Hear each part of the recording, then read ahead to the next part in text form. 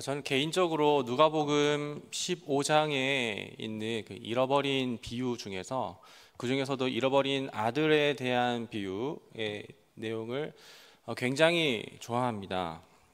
이 본문은 제가 매번 묵상할 때마다 매번 새로운 어떤 깊이와 깨달음을 주게 되는 본문이기도 한데요. 오늘은 우리가 이제 회개에 대해서 회개란 과연 어떠한 것일까에 대해서 오늘 본문에 비춰보고자 합니다. 예수님께서 비유로 이렇게 말씀하실 때에 오늘 본문에서 나오는 주요 등장인물은 세 명입니다. 하나는 아버지이고, 오늘 우리가 본문에 읽진 않았지만 큰 형이 있고, 또 오늘 본문의 주인공인 작은 아들이 있습니다. 이 둘째 아들이 우리가 잘 알다시피 아버지께 이제 유산을 상속을 받기로 요구를 하는데요. 당시에 이제 유대 가운데 아버지께 상속을 자기의 분깃을 이렇게 요구하는 것은 사실은 아버지가 죽어야만 받을 수 있는 것인데, 그런데 아버지가 멀쩡히 살아 계심에도 불구하고 요구한다는 것은 이제 아버지와 연을 끊겠다라는 것이고, 이제 더 이상 내 인생에 있어서 아버지는 필요 없고, 그런 뉘앙스라고 우리가 생각을 하면 됩니다. 제 친동생도 그렇지만 이 세상의 둘째들은 다 그렇게 철이 없는 것 같아요. 이렇게 둘째는 아버지께 유산을 이렇게 상속받고 더 이상 아버지의 어떤 영향력이 미치지 않는 곳이라고 해야 할까요? 그곳으로 멀리 가서 타국에서 호랑방탕하게 그야말로 낭비하는 삶을 살았다고 본문에서 이야기하고 있습니다. 이제 그 둘째는 그렇게 살아가다가 그 타국에서 이제 흉년이 들게 되었는데, 이 흉년이 들게 되었을 때 어쨌든 자기가 노력을 해서 거기서 이제 생존의 문제, 생계의 문제를 좀 극복하고 해결하려고 하고 있습니다. 그런데 그게 쉽지가 않죠. 돼지가 먹는 쥐염 열매를 먹고자 했었지만 그 어느 누구도 이 둘째 아들에게 먹을 것을 주는 사람이 아무도 없었습니다. 그렇게 됐을 때 이 둘째 아들은 아버지를 떠나면 그야말로 자유로운 삶을 살아갈 수 있을 거라고 생각을 했는데, 아버지를 떠나니 그야말로 자유롭지 못한 삶을 살아가고 있는 자기 자신의 모습을 돌아보게 되며 문득 아버지의 집에 있는 품꾼들은 먹을 것이 너무나도 많은데 아버지의 집으로 돌아가야겠다라는 그런 결심을 하게 되는 것이죠. 그래서 아버지께 돌아갔을 때 내가 아버지의 아들로 불릴 자격도 없고, 실제로 성경에 아들로 일컬음을 얻기에 감당하지 못하겠다, 세번역 성경에는 아들로 불릴 자격이 없다라고 이렇게 둘째 아들이 그렇게 고백을 하는 거죠. 그러면서 아버지께 돌아가면 품꾼 중 하나로 받아주세요라고 말해야겠다라는 게 이제 우리가 오늘 본문에 읽은 그 시작점인데요. 그러고 나서 아버지께 이제 둘째 아들은 돌아가게 되는 것이죠. 여기서 적지 않은 사람들은 이 부분을 가지고서 둘째 아들이 회개했다라고 이야기합니다. 근데 저는 이 부분에 대해서 이 부분을 가짜 회개라고 이야기를 하고 싶은데요. 타국에서 살아가다가 아버지의 집으로 돌아가야겠다라고 이렇게 생각이 되었을 때 그 행동 가지고서는 회개라고 말하기에는 너무나도 부족하다라는 것입니다. 아버지께 나는 더 이상 아들의 자격은 없으니 품꾼의 하나로 여겨달라라는 그런 마음가짐을 가지고서 아버지께 돌아가는 것, 이걸 말하는 건데요. 여기서 잠깐 이제 질문을 드릴 때, 여러분 그러면 회개라는 것은 무엇일까요? 회개라는 것은 내가 이제 더 이상 죄를 짓지 않기로 다짐을 하고, 그리고 이제 죄를 짓지 않으며 아버지께 용서를 구하는 것, 이 정도로 우리는 회개를 생각을 할 수가 있을 것 같아요. 제가 지금 말씀드린 이 회개는 어떤 기도의 행위를 얘기하는 것은 아닙니다. 회라는 게 이제 돌이킬 회와 그리고 나아갈 개라고 했었을 때 돌이켜 나아간다라는 그런 어떤 삶의 전체적인 부분에 대해서 이야기를 하는 것인데요.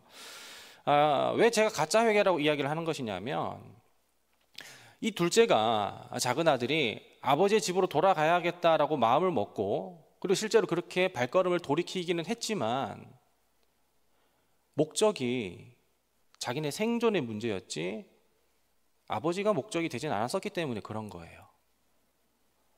그러니까 내가 타국에서 살아가다가는 생존이 위협을 받아서 이제 죽게 될 테니 내가 생명을 더 연명하기 위해 아버지께로 돌이키는 것일 뿐이지 아버지 자체가 목적이 되지는 않았다라는 것입니다.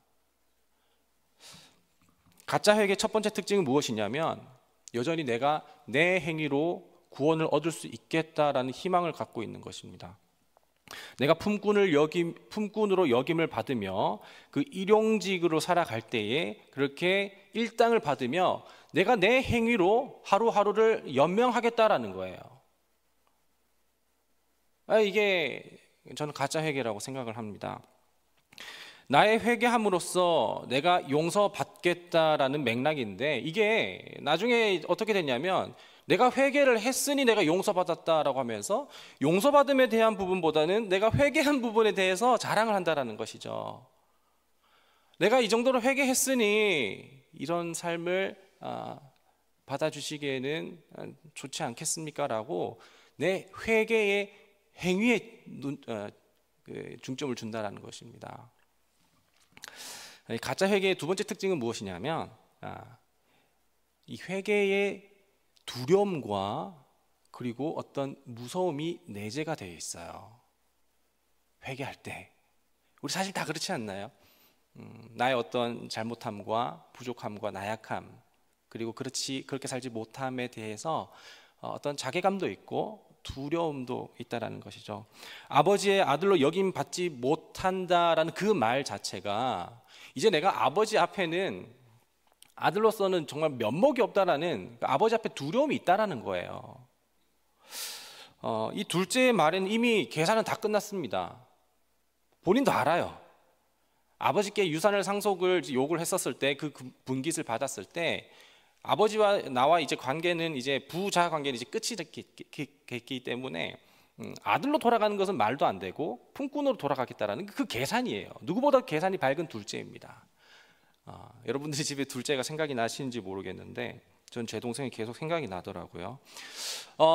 이렇게 둘째는 상속을 받고 돌아갔다가 그 아버지 앞에 그렇게 두려운 마음으로 돌아가게 되는 것이죠. 그러면서 아버지 심판을 두려워하게 되는데 한편은 아버지를 두려워하면서 또 한편에는 내가 그렇게 살아가지 못했었던 철없었던 나의 모습, 나의 부족한 모습, 나의 연약한 모습, 나의 나약한 모습에 대해서 자책을 하게 되고 나를 미워하게 됩니다. 그러니까 이 가짜 회개라는 것은 아버지에 대하여서는 두려움이 내재되어 있고 나에 대하여서는 미움이 전제되어 있다는 것이에요. 자, 그러면 진짜 회개는 무엇일까요? 진짜 회개를 이제 이야기하려고 하는데 다시 본문으로 돌아가면 둘째는 이미 아버지께 품꾼으로 받아달라고 하는 그 마음가짐을 하고 그 계획을 가지고서 이제 아버지께 돌이켰어요. 저는 여기까지는 가짜 회개라고 말씀을 드렸습니다. 그리고 나서 20절인데요. 20절 우리 한번 성경을 보고서 우리 한 목소리로 읽어보도록 하겠습니다. 20절입니다. 이에 일어나서 아버지께로 돌아가니라. 아직도 거리가 먼데 아버지가 그를 보고 측은히 여겨 달려가 목을 안고 입을 맞추니. 맨. 돌아간 건 아들이 돌아갔죠. 근데 누가 누구를 더 보고 싶어 한 것 같습니까? 둘째 아들은 아버지가 보고 싶어서 간 것은 아니고 그립긴 했겠죠. 그런데 기다렸었던 사람은, 더 보고 싶었던 사람은 아버지였다라는 것입니다. 21절에서 작은 아들은 타국에서 준비한 멘트가 있어요. 내가 아버지의 품꾼으로 여김 받음이 감당치 못하겠으며 라는 그 멘트가 있고, 그 아버지가 목을 안고 이렇게 포옹을 하셨을 때 그때 준비한 멘트를 다 했어요. 근데 아버지는 그 이야기를 듣지 않으시는 것 같아요. 21절부터 24절을 한번 다시 읽어보려고 하는데, 22절부터 24절 우리 3절 다시 한번 읽겠습니다. 아버지는 종들에게 이르되 제일 좋은 옷을 내어다가 입히고 손에 가락지를 끼우고 발에 신을 신기라. 그리고 살진 송아지를 끌어다가 잡으라. 우리가 먹고 즐기자. 이 내 아들은 죽었다가 다시 살아났으며 내가 잃었다가 다시 얻었노라 하니 그들이 즐거워하더라. 아멘. 여기서 이제 아버지가 종들에게 이야기하기를 새 옷과 가장 좋은 옷이라고 했죠. 그리고 손에 가락지를 끼우고 그리고 신을 신기라고 이렇게 말씀을 하셨습니다. 여기서 가장 좋은 옷은 누가 입을 수 있을까요? 당시에 어떤 계급과 그 계급 사회로 나눠져 있었던 당시 사회는 옷으로 신분을 이렇게 볼 수가 있는데, 요셉이 색동저고리 옷을 입었었던 것을 우리가 기억을 한다면 그 집에서 가장 좋은 옷을 입힌다라는 것은 품꾼이 입겠어요? 아들이 입겠어요? 자기는 품꾼으로 돌아왔지만 아버지는 아들로 받아주신 것입니다. 이 계산이 되십니까? 조금은 냉정한 아버지들은 네 상속 받아간 돈 다 어디 썼노? 라고 이렇게 물어보실 수는 있겠지만, 오늘 우리 본문에 나타난 아버지는 그동안 너가 어디서 어떻게 살았는지 묻지 않으십니다. 묻지 않으시고 기다려서 아들로 다시 받아주시고, 거기에서 아들만 입을 수 있는 옷을 입혀주시고 아들의 상징인 반지를 끼워주시고 신을 신기시면서 그야말로 잔치를 벌이신 겁니다. 여기서 이제 둘째 아들의 진짜 회개가 일어난다고 저는 생각을 합니다. 사실 여기서부터 둘째 아들에 대한 이야기가 더 이상 나와 있지는 않아요. 그러나 여러분들 한번 상상해 보시기 바랍니다. 여기서 둘째는 여전히 품꾼 마음으로 살아갈까요? 아들의 마음으로 살아갈까요? 그리고 상속을 요구했었던 그때 당시에 아들로 살아갈까요? 아버지의 용서와 은혜를 받은 철든 아들로 살아갈까요?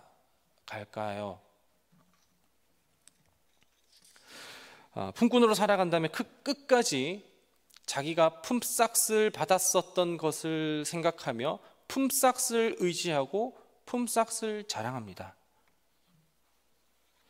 하지만 값없이 자신을 받아주시고 용서해 주신 아버지를 만나게 됐을 때에는, 그리고 자기가 더 이상 품꾼이 아니라 아들이라는 것을 알게 되었을 때는 자기를 자랑하는 것이 아니라 자기를 용납하여 주신 아버지를 의지하고 평생 아버지를 자랑하고 비로소 그때 아버지께 헌신할 수가 있죠. 가짜 회개는 여전히 죄가 매력적이고 그 죄에 대해서 환멸감을 느끼지는 않습니다. 그러나 진짜 회개는 이제 그 자신의 과거의 죄의 모습을 미워하게 됩니다. 가짜 회개는 회개의 주체가 나라서, 돌이키는 게 나잖아요. 회개의 주체가 나라서 자기를 사랑하는 동시에 한편 그렇게 살아가지 못했었던 자기를 또한 미워하게 되기도 합니다. 그러나 진짜 회개는 자기를 그렇게 받아주신 아버지를 사랑하는 동시에 과거에 그렇게 잘못 살아왔었던 죄를 미워하게 되는 것이죠. 가짜 회개는 아버지에 대한 두려움이 전제가 되어 있지만, 진짜 회개는 아버지에 대한 기쁨이 내재되어 있습니다. 그래서 우리가 하는 회개는 슬픔과 두려움과 좌절의 회개가 아니라 이미 나를 그리스도 십자가를 통해서 의롭게 해주신, 용납하여 주신 아버지 앞에 기쁨의 회개를 할 수가 있는 거예요. 기도가 아닙니다. 그 삶 전체를 이야기를 하는 거예요. 가짜 회개는 내가 죄를 짓지 않는 것에 목적을 두지만, 진짜 회개는 아버지를 향해 살아가는 목적을 두며 살아갑니다. 이것이 바로 복음입니다. 둘째는 이제 아버지를 위해 살아가게 됩니다. 그런데 그 집안에 또 아버지를 위해 살아가는 척하는 한 놈이 더 있습니다. 그 놈은 첫째 아들인데요. 팀 켈러는 복음이 교회 밖에만 필요하냐라고 했었을 때 교회 안에도 필요하다라고 말을 했습니다. 이 복음은 첫째 놈에게도 필요한데, 이 첫째 아들에 대한 이야기는 이번 주 금요 성령 집회 때 하도록 하겠습니다.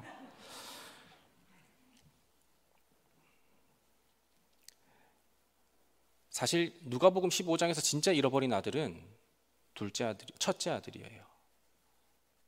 그걸 금요 성령 집회 때 이야기한다는 것인데, 이제는 우리의 오늘 회개가 더 이상 가짜의 회개가 아니라 이미 우리를 사랑하여 주시고 용납하여 주신 그분 안에서 그분을 위한, 그분을 향한 회개의 삶을, 진짜 회개의 삶을, 기쁜 삶을 살아갈 수가 있지요.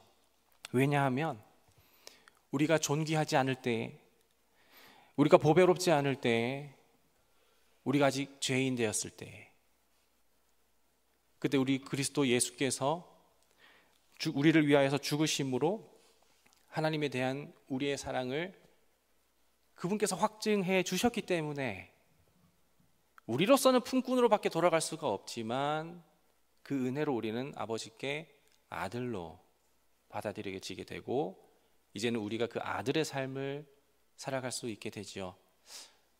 이 시간 우리 함께 잠깐 한 30초 정도 묵상을 하고 찬양을 할 텐데요. 이번 6월을 살아갈 때 하나님,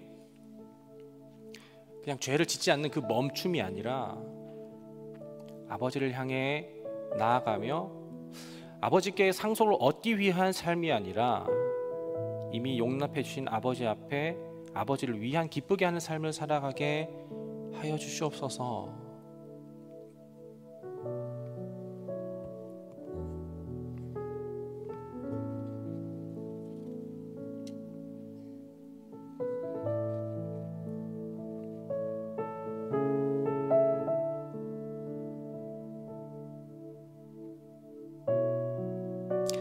오늘 본문에 나타난 그 아버지가 오늘 우리에게 이렇게 말씀을 하십니다. 그 찬양으로 우리 함께 그분의 사랑을 노래하며 나아가겠습니다.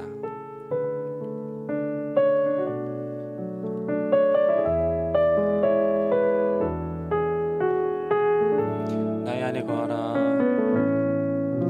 나의 안에 거하라.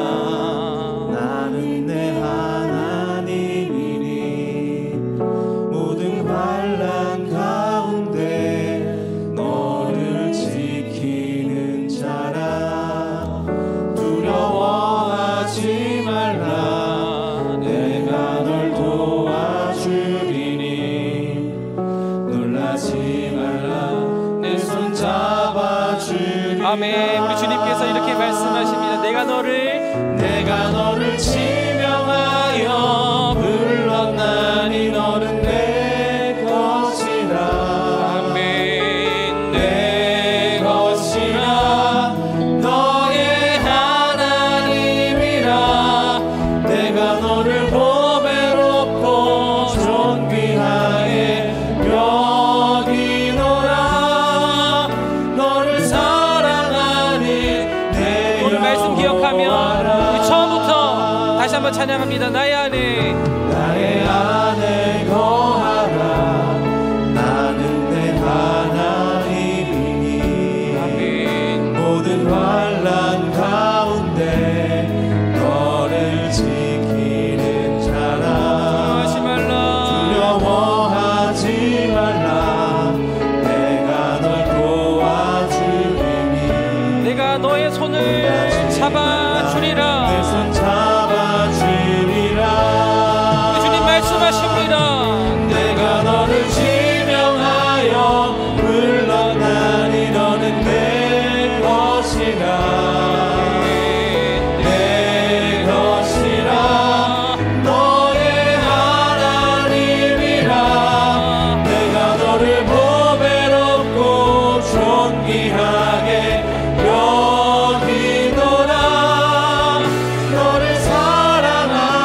다시 한번 찬양합니다.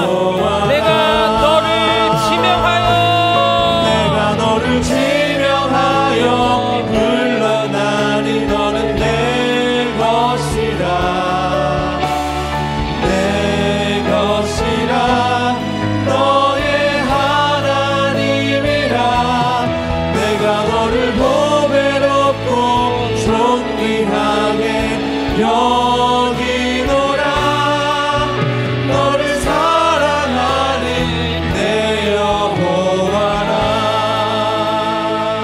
이제 우리 함께 좀 기도하며 나아가면 좋겠습니다. 말씀을 기억하며 기도할 때 하나님, 저는 어쩌면 그냥 거짓 그리고 가짜 회개를 하며 그냥 나를 미워하고 그리고 하나님을 두려워했었던 건 아닌지 모릅니다. 그러나 여전히 하나님께서 우리에게 말씀하시는 것은 내가 너를 보배롭고 존귀하게 여기노라. 너는 아직 죄인 되었지만 그러나 나는 너를 보배롭고 존귀하게 여기노라 말씀을 하십니다.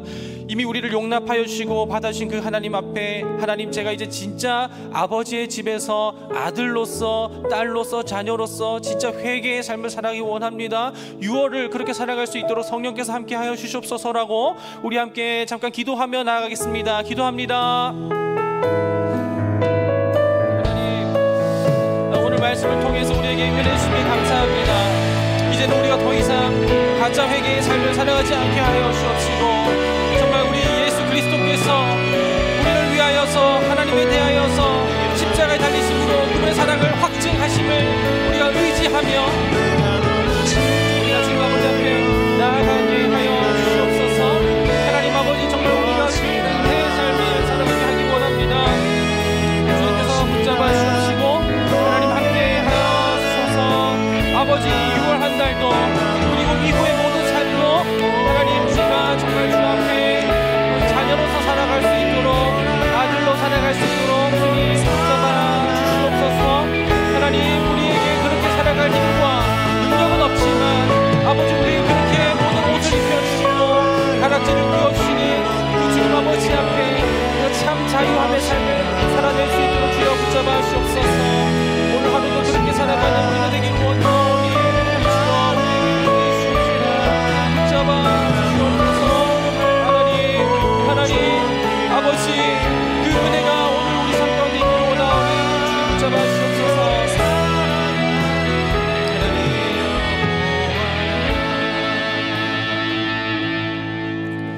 하나님, 오늘 누가복음 15장의 둘째 아들 이야기를 통해서 진짜 회개가 무엇일런지 생각해 볼 수 있는 시간을 갖게 하여 주심에 감사합니다.